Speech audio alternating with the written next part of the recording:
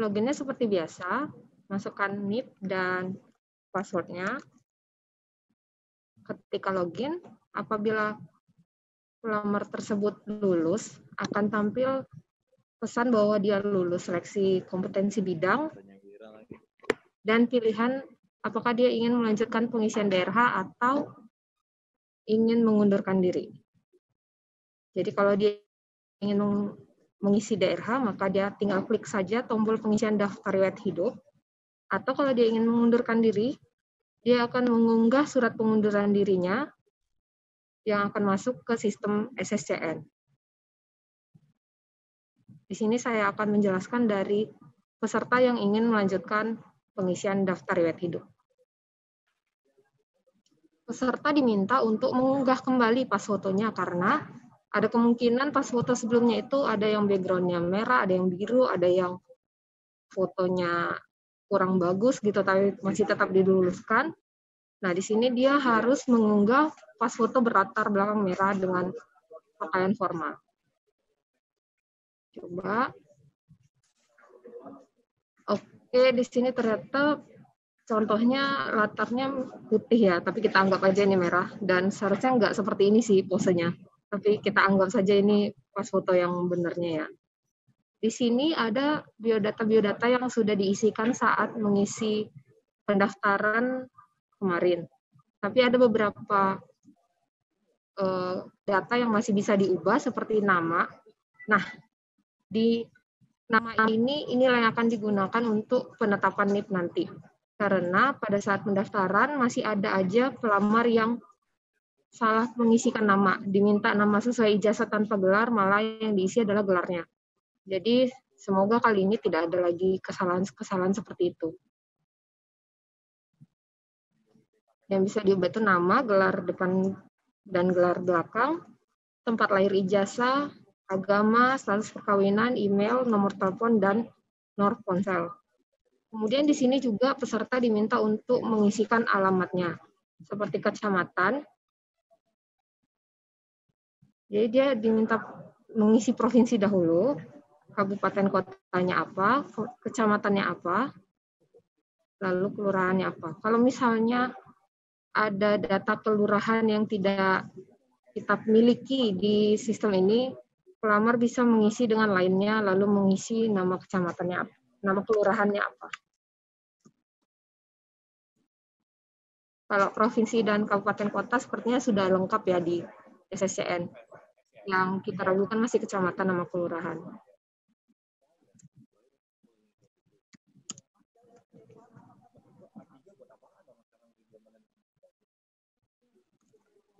Mendingan standing banner di kantek-kantek aja.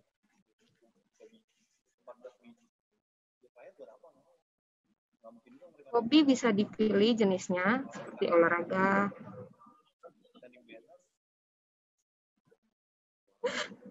Keterangan hobinya.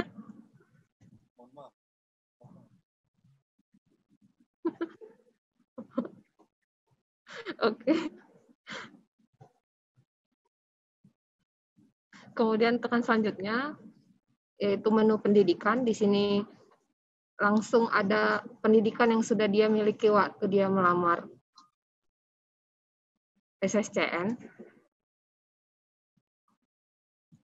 Jadi peserta ini bisa mengisi seperti tempat dia berkuliah,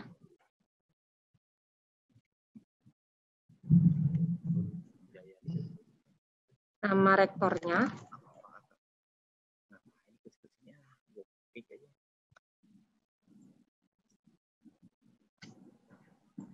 atau dia bisa menambahkan pendidikan dimulai dari SD sampai ke tingkat pendidikan satu tingkat di bawah yang dia gunakan untuk melamar. Misalnya dia melamar dengan S1, maka dia bisa menambahkan sampai ke diploma 4. Jadi apabila ada pelamar yang sudah berkuliah sampai S2, dia tidak bisa menambahkan riwayat pendidikan S2-nya, atau pelamar yang mempunyai sarjananya ada dua, seperti dia ilmu komputer satunya lagi akuntansi. Tapi dia melamar dengan ilmu komputernya, maka dia tidak bisa mendaftarkan riwayat pendidikan akuntansinya. Seperti itu.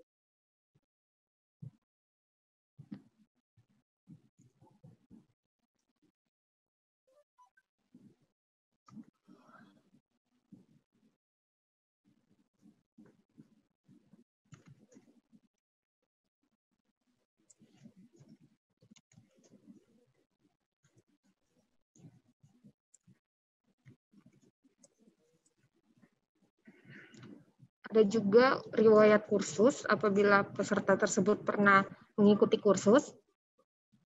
Di sini ada pilihan instansi apabila kursusnya itu diselenggarakan oleh instansi pemerintah. Tapi kalau misalnya kursusnya tidak diselenggarakan oleh instansi pemerintah, ini bisa dikosongkan saja atau tidak dipilih. Selanjutnya masuk ke menu pekerjaan. Di sini ada riwayat pekerjaan, riwayat penghargaan, dan riwayat prestasi. Ini juga ada pilihan instansi pemerintah bila dia pernah bekerja di instansi pemerintahan. Tapi kalau misalnya dia bekerja di perusahaan swasta, tidak perlu diisi instansi pemerintahnya. Tinggal diisi aja nama instansi atau perusahaannya. Ada riwayat penghargaan dan juga riwayat prestasi. Selanjutnya masuk ke menu keluarga. Di sini peserta bisa menambahkan keluarganya. Apabila keluarganya itu adalah pegawai negeri sipil atau pensiunan pegawai negeri sipil, bisa dimasukkan NIP-nya dan namanya, kemudian tekan cari PNS.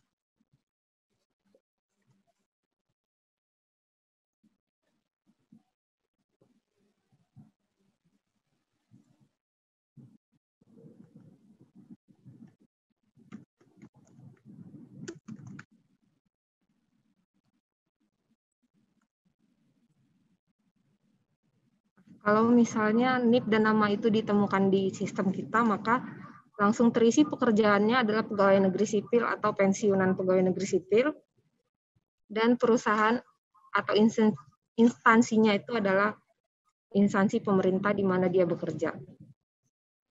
Untuk istri dan suami ada isian akte menikah, tanggal menikah, dan status perkawinan. Sedangkan untuk anak, orang tua, dan saudara kandung, hal tersebut tidak ada. Jadi hanya begini saja. Nik, nomor kakak, sampai status hidup.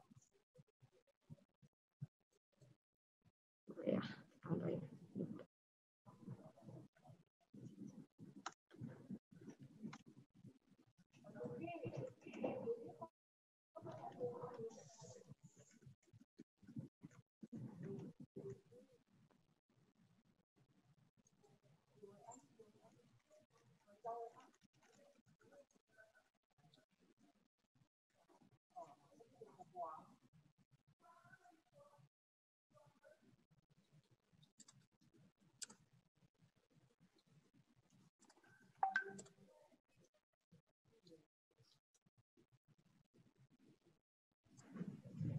Kemudian masuk ke riwayat organisasi. Tampilannya seperti ini, nama organisasi, jenis organisasinya apa, jabatan si CPNS saat berada di organisasi tersebut, dan lain-lain. Lalu ada keterangan lain-lain seperti nomor SKCK, ini wajib diisi ya, karena ini adalah salah satu syarat untuk pemberkasan CPNS nantinya.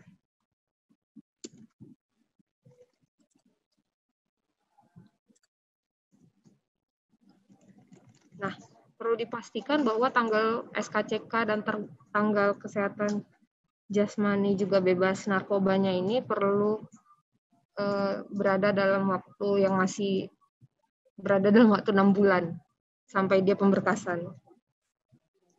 Jadi kalau misalnya dia mengisinya sudah lewat dari 6 bulan, nanti pemberkasannya tidak akan bisa diproses di sistem kita ya.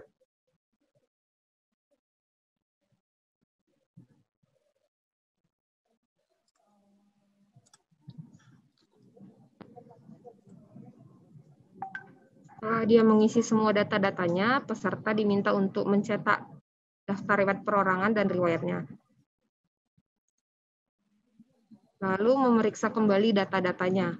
Apabila ada data-data yang salah ketik atau dia lupa mengisikannya, dia bisa kembali ke menu sebelumnya dengan mengklik tombol organisasi, pendidikan, atau lain-lain. Tapi kalau misalnya dia sudah merasa bahwa isiannya sudah benar, dia tinggal mencetak daftar riwayatnya, perorangan dan riwayat, kemudian ditandatangani dan dibubuhi materai. Kemudian setelah itu kedua dokumen ini digabungkan sehingga menjadi satu dokumen PDF ketika di-scan. Nah, Dokumen PDF itulah yang akan diupload di halaman ini, unggah dokumen. Nah, ini ada 8 berkas yang perlu diupload. Salah satunya adalah berkas pengalaman kerja yang sebenarnya masih opsional ya. Jadi, bukti pengalaman kerja ini bisa tidak diisi, bisa juga diisi. Tapi, berkas lainnya, 7 berkas lainnya itu wajib diisi. Karena kalau misalnya dia tidak mengupload salah satu dari 7 berkas itu, maka tombol akhir prosesnya tidak akan bisa diklik. Jadi dia harus mengupload satu persatu dari ketujuh berkas yang wajib diisi itu. Ijazah yaitu ijazah pendidikan asli ya, bukan legalisir. Transkripnya juga adalah transkrip nilai yang asli.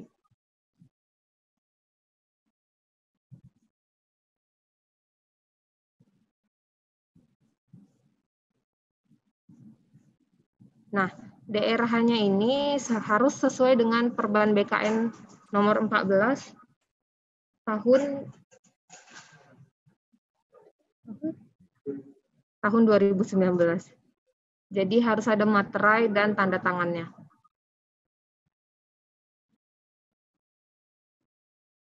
Oh ya, sebelumnya saya lupa menjelaskan bahwa di sini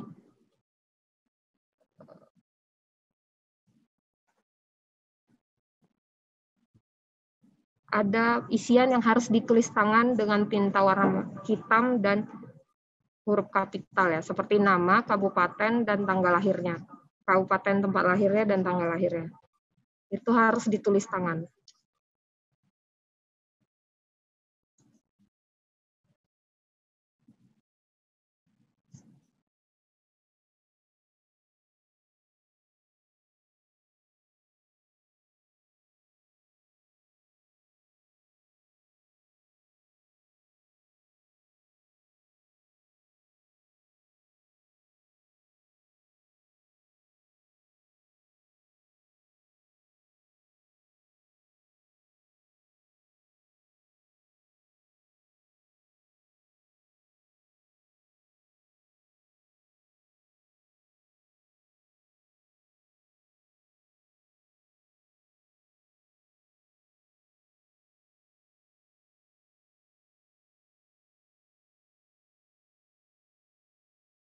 Nah, berkas ini masih bisa dilihat lagi ya. Nah, seperti ini. Misalnya dia SKCK tapi menguploadnya surat sehat. Ketika dia melihat bahwa uploadannya salah, dia bisa mengunggah kembali menjadi SKCK atau berkas yang benar.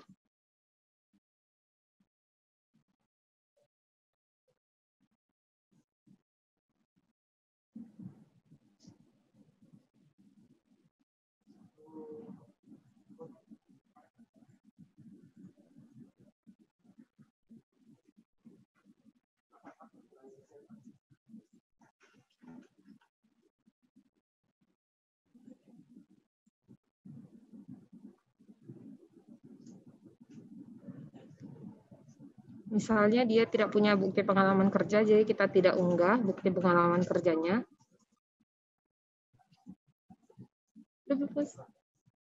Ini apa tadi? Oh. Kita coba akhiri proses pengisian DRH ya.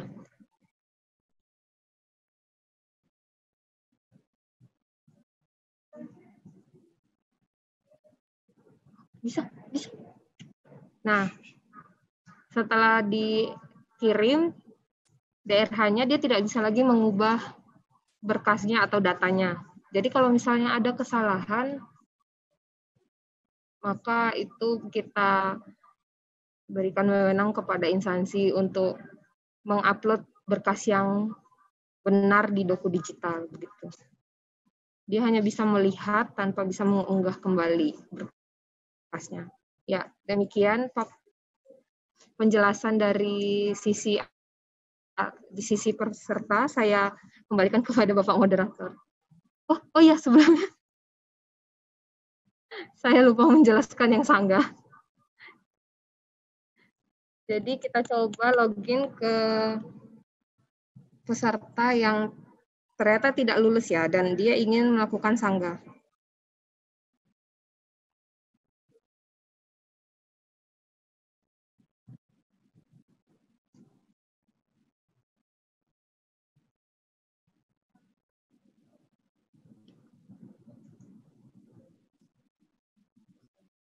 Jadi seperti yang sudah dijelaskan Pak Dipta tadi, ada 2 jenis peserta yang tidak lulus.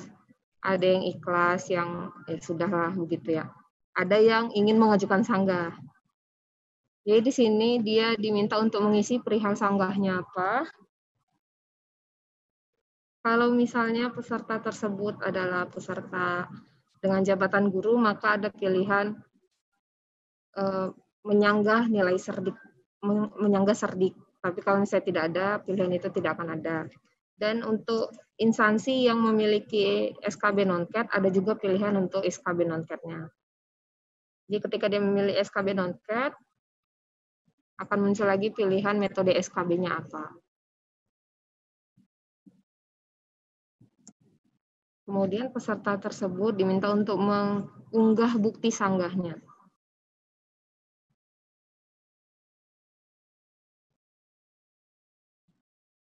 Dalam bentuk JPG atau PDF. Lalu menekan klik akhiri proses sanggah. Ya, demikian dari sisi peserta. Saya kembalikan ke Pak Dipta. Terima kasih.